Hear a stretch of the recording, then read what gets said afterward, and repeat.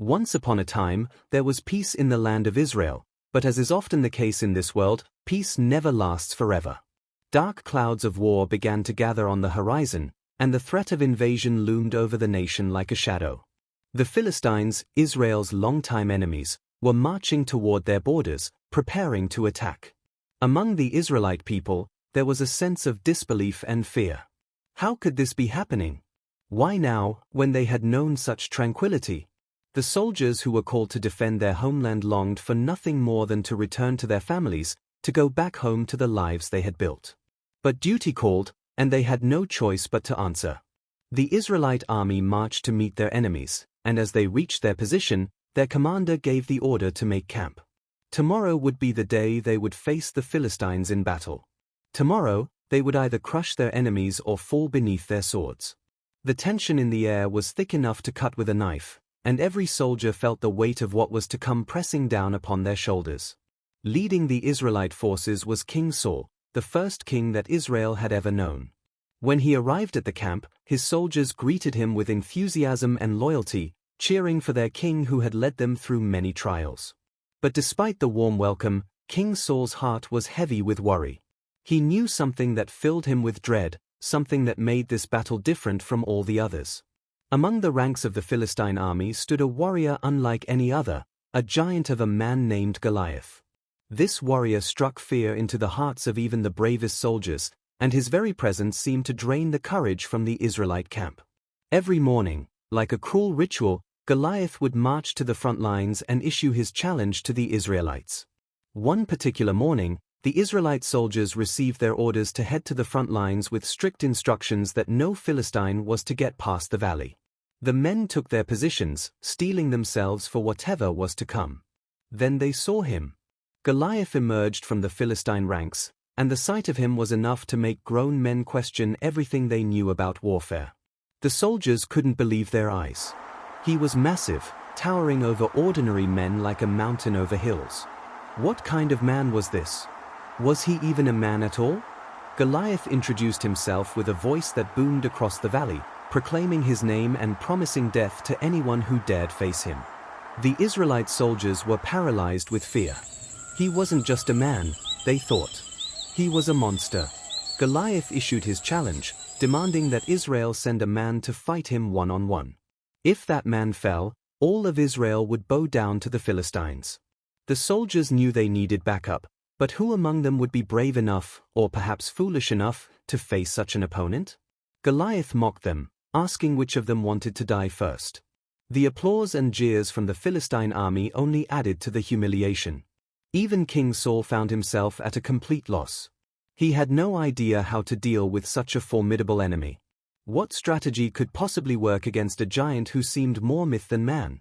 With the shadow of war growing darker over Israel each day, King Saul made a decision. He sent messengers throughout the land to gather more soldiers for the coming battle. Israel would need every man it could muster if they were to have any hope of victory. One of these messengers arrived in the small town of Bethlehem, where an elderly man named Jesse lived with his 8 sons. The messenger's call rang through the streets, summoning the people to hear his urgent message. War was upon them, he declared.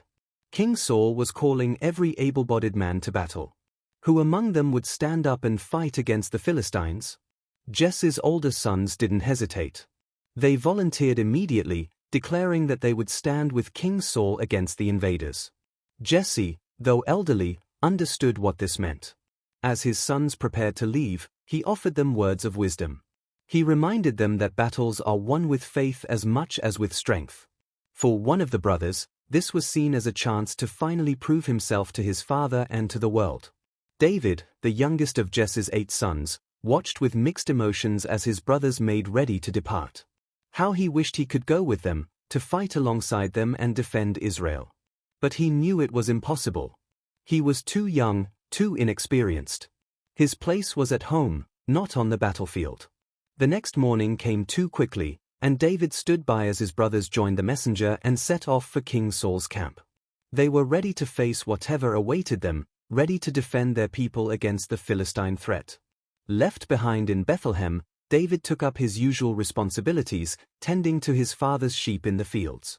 But even as he watched over the flock, he made a promise to himself. He would do everything in his power to support his brothers and his people, even from afar. He couldn't believe they had left without him, but he understood why it had to be this way. Life as a shepherd continued, and David threw himself into his work. One day, as he was moving the sheep to new grazing grounds, trouble struck. The flock was in danger, and David had to act quickly to protect them. A lion had come, drawn by the easy prey of the helpless sheep. But David didn't run. He didn't abandon his father's flock. Instead, he faced the lion with courage that seemed to come from somewhere beyond himself. Later, there was another incident with a bear that threatened the sheep in the night. Once again, David stood his ground, driving the dangerous predator back into the wilderness. These weren't just lucky escapes. David knew in his heart that something greater was protecting him, giving him strength beyond his years. In the quiet moments between these dangerous encounters, David would sit in the fields with his sheep and sing songs of praise. He would pour out his heart in worship, singing of God's love and grace. Under the stars, he would play his instruments and sing about how God was near, how there was no fear in his soul when he trusted in the divine. He sang about standing without fear when the lion drew near, about being strong by God's hand. These weren't just songs. They were declarations of faith, expressions of a deep trust that would soon be tested in ways David couldn't imagine. One day, Jesse decided it was time to send provisions to his sons on the battlefield. He called for David, who came running when he heard his father's voice. David embraced his elderly father and eagerly told him about his adventures rescuing the sheep from the lion and the bear. But Jesse dismissed these stories as childish exaggerations. If David wanted to be useful, Jesse told him, he should take food to his brothers at the battlefield. Early the next morning, David left the sheep in the care of another young shepherd boy and set out on his journey. The path to the battlefield was long, but David's steps were quick with anticipation. When he finally arrived at the camp, a soldier questioned what a boy was doing in such a dangerous place. David explained that he had brought food for his brothers. The soldier warned him that the battle was about to begin and offered to take the food for him, but David insisted on finding his brothers himself. Before anyone could stop him, he had taken off into the camp, heading straight toward where the armies were gathering. David could hear the commotion before he saw what was happening. The sound of Goliath's voice carried across the valley, and the Israelite soldiers were filled with dread. The giant was coming again with his daily challenge, mocking the Israelites and calling them cowards. The soldiers admitted openly that there was no way they could beat such a man. Who could possibly stand against him? David arrived just in time to witness Goliath's challenge. He was shocked and confused. Who was this Philistine, and why was no one fighting him? The soldiers explained that no one could fight a man like that. It was impossible.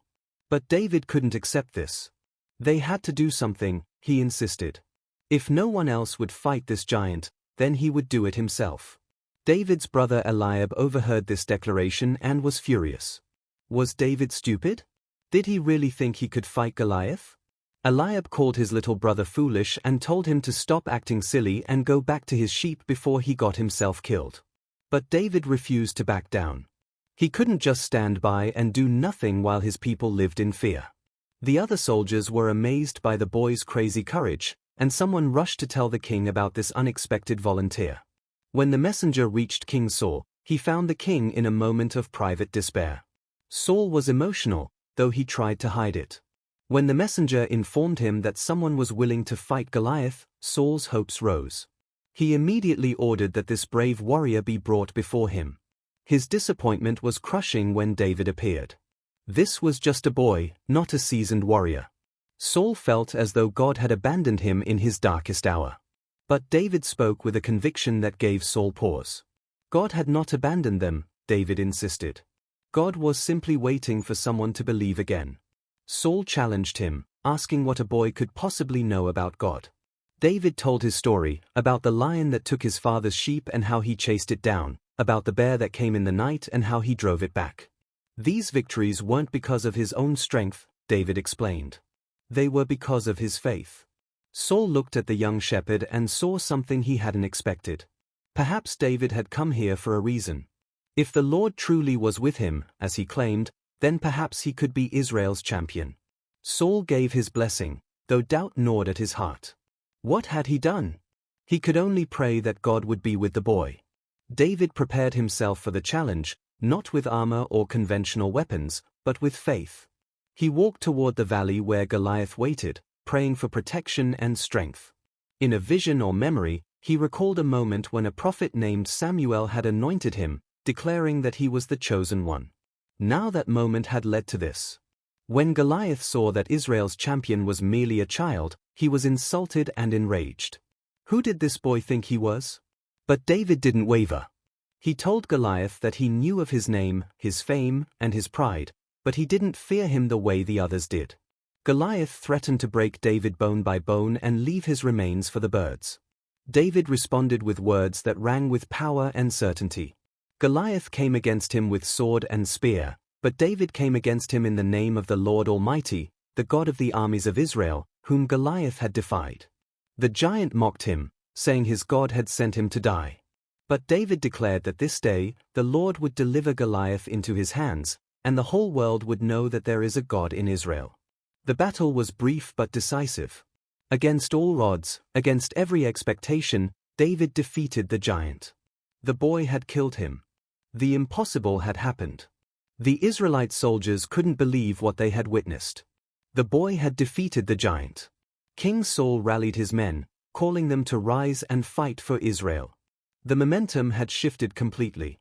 The Philistines, seeing their champion fall, were thrown into panic. They abandoned the battle and ran for their lives. The Israelite army charged forward with renewed courage, knowing that God was fighting with them. They showed no mercy, pursuing their enemies and claiming a complete victory. And so the story of Goliath came to an end on that battlefield, with a giant brought low by a shepherd boy with a stone and a sling. But while Goliath's story ended, David's story had only just begun. This was the first chapter in a journey that would see the young shepherd become one of the greatest kings Israel would ever know. If you enjoyed this retelling of David and Goliath's epic battle, please give this video a thumbs up and subscribe to our channel for more inspiring biblical stories. Share this with someone who needs a reminder that faith can move mountains and that God can use anyone, no matter how small or inexperienced they may seem, to accomplish incredible things. Don't forget to hit that notification bell so you never miss our next upload. Thanks for watching, and may you find the courage to face your own giants with faith and determination.